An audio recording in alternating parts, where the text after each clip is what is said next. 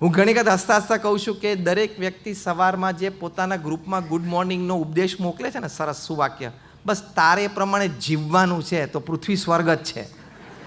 તું ગામને જે સંદેશો આપે છે ને સવારના પોરમાં ગુડ મોર્નિંગનો, એ પ્રમાણે તારે જીવવાનું છે. Messages are not just for sending, messages are to be lived. Message ખાલી ફેરવવા માટે, ફોરવર્ડ કરવા માટે નથી.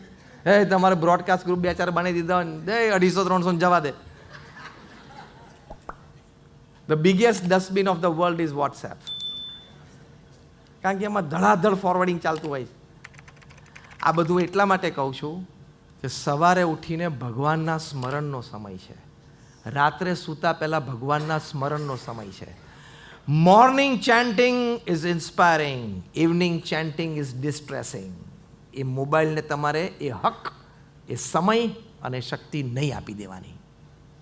તો તમારે ભગવાન સાથે કંઈક કનેક્શન આવશે, નહીં તો કોઈ કનેક્શન જ નહીં આવે. એટલે પ્રમુખ સ્વામી મહારાજ એક સરસ ઉપદેશ આપતા કે રોજ 2 માળા સવારે ફેરવવી. તમારામાંથી જે પણ ભગવાનના સ્વરૂપમાં તમને શ્રદ્ધા હોય, તમારા કુળદેવીમાં તમને શ્રદ્ધા હોય, તો એમના નામ સ્મરણની 2 માળા તમારે રોજ ફેરવવી. તમારા પરિવારજનોને પ્રેરણા આપી. ઘરમાં તમારા ઈષ્ટદેવની કે તમારા કુળદેવીની મૂર્તિ રાખીને સરસ નાનું એક ઘર મંદિર બનાવવું, અને ત્યાં નહીં ધોઈને પવિત્ર વસ્ત્ર નવા પહેરીને ત્યાં આસન ઉપર બેસીને નામ સ્મરણ કરવું. It has tremendous power. University of Pennsylvania, university of ફિલાડેલ્ફિયામાં doctor Andrew Newberg, doctor H.G. Koenig, I am giving you names, you can go on Google. એ લોકોએ સાયકોન્યુરો સોફ્ટવેરથી રિસર્ચ કરી. આ છેલ્લો પ્રસંગ કહીને હું હવે 2 મિનિટમાં પૂરું કરું છું. એ લોકોએ સાયકોન્યુરો સોફ્ટવેરથી રિસર્ચ કરી કે જ્યારે નામ સ્મરણ તમે કરો છો ત્યારે તમારા શરીરમાં કેવા પ્રકારના હાર્મોન્સ રિલીઝ થાય છે અને એનો તમને શું લાભ થાય છે. એ લોકોએ 4000 વ્યક્તિઓને ભેગા કર્યા, 1000-1000ના 4 ગ્રુપ કર્યા. 4-4ની એજ ગ્રુપ જુદી જુદી હતી. First group was 4 to 12 years, second group was 12 to 22, third was 22 to 60, જે બૌદ્ધ આપણે અહીંયા બેઠા છીએ, અને ચોથું ગ્રુપ હતું 60 and above.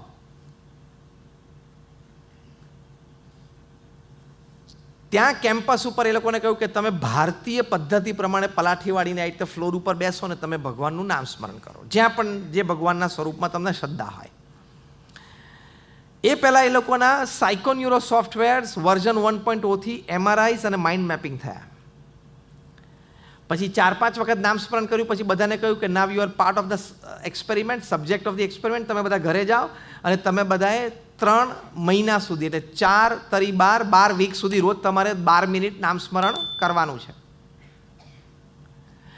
પાછા 3 મહિના પછી કેમ્પસ ઉપર બોલાવવામાં આવ્યા. પાછા સાયકોન્યુરો સોફ્ટવેરથી એ લોકોના માઇન્ડ મેપિંગ MRIs, પછી નામ સ્મરણ કરતા હોય ત્યારે લાઈવ ચાલુ નામ સ્મરણ એ લોકોના સાયકોન્યુરો સોફ્ટવેરથી શરીરમાં કેવા પ્રકારના હાર્મોન્સ રિલીઝ થાય છે એ તપાસ કરવામાં આવી. એબ્સોલ્યુટલી અ સાયન્ટિફિક એક્સપેરિમેન્ટ. એનું કન્ક્લુઝન પેપર તમે યુનિવર્સિટીની વેબસાઇટ ઉપર વાંચી શકો છો. એના કન્ક્લુઝન પેપરમાં લખ્યું કે જે બાળકો હતા 4 થી 12 વર્ષના, ખાલી 12 મિનિટના નિત્ય નામ સ્મરણથી 15 થી 25% એ લોકોના મેમરી પાવરમાં વધારો જણાયો. 12 થી 22 વર્ષના જે તરુણો અને યુવાનો હતા એમના કન્ક્લુઝન પેપરમાં લખાણું કે એ લોકોએ 12 જ મિનિટ ભગવાનનું નામ સ્મરણ નિત્ય કર્યું તો they also head N advantage. 15 થી 25% એ લોકોના વિલ પાવર અને કોન્ફિડન્સમાં વધારો જણાણો. એ વખતે એ લોકોને ટીનેજમાં જે હાર્મોન્સ રિલીઝ થયા એનો એડવાન્ટેજ શું થયો? વિલ પાવર એન્ડ કોન્ફિડન્સ, જે એ ઉંમરમાં વધારે જરૂર હોય. કારણ કે એને ઘણી કહ્યું કે આ સબ્જેક્ટ લઉં, આ લાઈન લઉં, અહીં કરું, આ ટ્યુશન કરું. Will power and confidence. 22 થી 60 વર્ષના હતા જે બૌદ્ધ આપણે અહીંયા બેઠા છે, એ લોકોને પણ 15 થી 25% વધારો જણાયો બફર કેપેસિટીમાં, એટલે કે દુઃખ સહન કરવાની શક્તિમાં, ઝાટકા સહન કર. કારણ કે જેટલા ઝાટકા આવવાનો ને લગભગ 90% 22 થી 60માં જ આવી જાય. 60 પછી આવે તો ઘણી વખત ખંભા જેવો ના હોય, એટલે બૌદ્ધ એમાં આવી જાય. તો આ ઉંમર દરમિયાન તમને દુઃખ સહન કરવાની શક્તિ 15 થી 25% વધે, કેટલો મોટો લાભ છે. અને જે છેલ્લું ગ્રુપ હતું 60 કે 60થી ઉપર, જે રિટાયર્ડ અને ઓલ્ડ એજ ગ્રુપ, એ લોકોને તો phenomenal more then 25 to almost like 35% increase in the strength of their immune system. રોગ પ્રતિકારક શક્તિમાં વધારો જણાણો. 80 વર્ષની ઉંમરે સૌથી મોટી એસેટ કઈ? સ્વાસ્થ્ય. 80 વર્ષ 90 વર્ષે આપણે જીવ્યા તો આપણી સૌથી મોટું એસેટ કયું? હેલ્થ. સારું સ્વાસ્થ્ય હોય. Lesser visits to hospital, lesser pills to take. અને એના કરતાં lesser disturbance to second and third generation. કારણ કે ભાઈ તમે રાત્રે ખાટલામાં ખોખારા ઉધરસ ખાઓ ને તોય બાજુમાં બીજા બેડરૂમમાં લોકો ડિસ્ટર્બ થાય, એટલે પછી બધા પ્રાર્થના કરે. હસો નહીં યાર, બધા પ્રાર્થના કરે છે યાર. તમે બધે હશે એટલે બહુ મોટો વિચાર કરી નાખ્યો. એટલે સ્વાસ્થ્ય સુધરે એની પ્રાર્થના કરે. તમે કંઈક બીજું વિચારી લીધું હોય તો મને ખબર નથી. આ થિંક ડિફરન્ટ ચાલે એટલે બીજું કંઈક વિચારી લે. એટલે કન્ક્લુડિંગ લાઈન, ભગવાનના નામ સ્મરણથી મેમરી પાવર વધે છે, વિલ પાવર વધે છે, કોન્ફિડન્સ વધે છે, દુઃખ સહન કરવાની શક્તિ, બફર કેપેસિટી વધે છે, અને રોગ પ્રતિકારક શક્તિ પણ વધે છે, સાયન્ટિફિકલી પ્રૂવડ.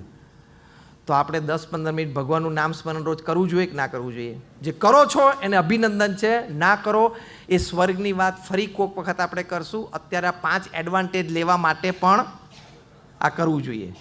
જે સ્ક્રિપ્ટ ચાલતી હોય ને એમાં ઇન્વેસ્ટ કરી નાખવાનું. આના ઘણા અર્થ છે. જે સ્ક્રિપ્ટ ચાલતી હોય એ પકડી લેવાની, હા કે ના?